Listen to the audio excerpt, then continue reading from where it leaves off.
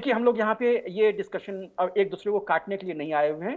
मुझे लगा था कि नहीं, कुछ जिज्ञासा क्योंकि है दत्ता साहब की। नहीं, जिज्ञासा की हम बात कर लेंगे, लेकिन मैं ये पहले बता दूं कि कृपया हम लोग ये चीज, अगर आपने उस एयरक्राफ्ट को फ्लाइंग की है और आपने कोई चीज ऐसा काउंटर किया हुआ है जहां पे आपको अंडर परफॉर्मेंस लगता है, तो मैं आपकी बात मान लूंगा। लेकिन चूंकि मैंने उस एयरक्राफ्ट में सिस्टम्स मैंने बनाए हुए हैं, पूरी एयरक्राफ्ट की परफॉर्मेंस हमने देखी हुई है, रेडार रूम में जाके बैठ के सारे एयरक्राफ्ट देखी हुई है, उसकी मैनेवरिटी सॉरी। देखी हुई है। तो इसलिए आप ये बात मान के चलें कि ये अंडर परफॉर्मेंस नहीं कर रही है, बहुत अच्छी एयरक्राफ्ट है। हर कोई भी चीज टेक्नोलॉजी में मतलब जो जो अल्टीमेट नहीं होती है। एयरक्राफ्ट बहुत पहले बना था, पहली फ्लाइट 2001 में हुई थी। उसके बाद से बहुत सारे इसमें जो ये मॉडिफिकेशंस हैं वो आए हुए हैं, और इसीलिए एलसीए मार्क 1 के बाद मार्क 1A ऑलरेडी आ गया है। मार्क 1A के बाद मार्क 2 बना रहे हैं, और उसके बाद तब एएमसीए सोच रहे हैं। तो मैं आपको, आपके जो डिस्कशन है, मैं आपको थोड़ा सा इसलिए वहां से मैं बाहर लेके आ रहा हूं जी। कि आज जब हम लोग F-35 की सोच रहे हैं या Su-57 की सोच रहे हैं, वहीं एएमसीए भी जो अभी एरो इंडिया शो हुआ था वहां पे हैंगर में खड़ी थी। ये फ्लाईबल कंडीशन में नहीं होते। हम लोग एयरक्राफ्ट को तब तक फ्लाई नहीं करते हैं जब तक कि उसमें जो सेमिलाक जो जो जो अथॉरिटी देती है एयरक्राफ्ट की सर्टिफिकेशन की, जब तक वो अप्रूव नहीं करती है। अभी वो अप्रूव नहीं है, इसलिए वो फ्लाइंग कंडीशन में नहीं है। लेकिन जिस तरह से अभी आडा और एचएल दोनों इसको लेके आगे बढ़ रही है, मुझे मैं सरप्राइज नहीं होऊंगा कि अगले 5 साल या 6 साल या 7 साल में इसके एलएसपी वर्जन वो शुरू हो जाएं। तो एएमसीए एक ऐसा हमारे पास में विकल्प है जो कि स्टेल्थ भी होगा, 5th जनरेशन का होगा, वो नंबर भी आपको देगा। और देखिए, F-35 आपको नंबर नहीं देगा, आप नहीं खरीद पाइएगा।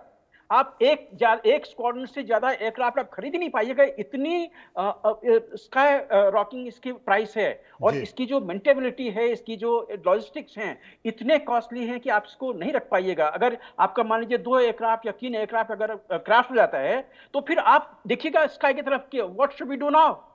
तो इसीलिए आप उस पर नहीं जाइए। जरूर अच्छी एयरक्राफ्ट है, लेकिन अगर हमारे पास में अपना ऑल्टरनेटिव हो रहा है, देखिए मनोज जी, 2013 की मैं बात कर रहा हूं, हम लोग इसी एयरक्राफ्ट पे काम कर रहे थे, एलसीए पे। और जब उस समय में जब यूपीए सरकार ने एक डिसीजन लिया था कि नहीं, एलसीए फ्लाइबल नहीं है, हम सबों के लगभग लगभग हम लोग 3000 जो जो जो टेक्निकल ऑफिसर्स थे उसमें, जो जो इसमें डिजाइन ऑफिसर्स थे, सबों के shoulders drooping, head head head नीचे आ गई थी। लेकिन वही जब सरकार चेंज हुआ, नई सरकार ने पूछा कि इसमें किस चीज की कमी है, क्यों ये फ्लाई नहीं कर सकता है। सारे ऑप्शंस अवेलेबल थे हमारे पास में। उन्होंने कहा कि आप मुझे बताइए विनोद दत्ता कहां साहब। कम पड़ रहे हैं। हाँ, आप बात कर लीजिए आप। दत्ता साहब। वैसे तो खैर मेरी जरूरत थी नहीं, दुबे साहब ने सब पे प्रकाश डाल दिया है। अगर तेजस में 404 इंजन कामयाब है तो हम 414 की क्यों बात कर रहे हैं? आप ही के कई एक्सपर्ट्स हैं जो QFI पायलट्स हैं, उन्होंने कहा है, इतने आर्टिकल्स हैं ओपन डोमेन में, अगर आप गूगल भी कर लें तो वो इंजन जो है। पर चलिए खैर, अब आप ही बोल लीजिए साहब, मैं तो कोई बात नहीं। आप गूगल पे, ब्रिगेडियर साहब, आप नहीं गूगल नहीं पे नहीं। मत जाइए, गूगल पे मत हाँ, जाइए, क्योंकि हमने इसके लिए कावेरी इंजन बनी थी, जीटीआरई में यहाँ पे बनी थी। अच्छा, वो वो जो उसकी चलो, परफॉर्मेंस कम निकली, हाँ, वो ग्रुप सस्टेन कैप्टन करने साहब से लीजिए साहब, बेकार में आपने हमें सहमत दी। के थैंक यू वेरी मच। ये सर्व ज्ञाता है, ये इनको सब पता है। बाकी क्योंकि नहीं नहीं, सर्वज्ञाता मैं नहीं हूँ, मैं सर्वज्ञाता हाँ, नहीं हूँ।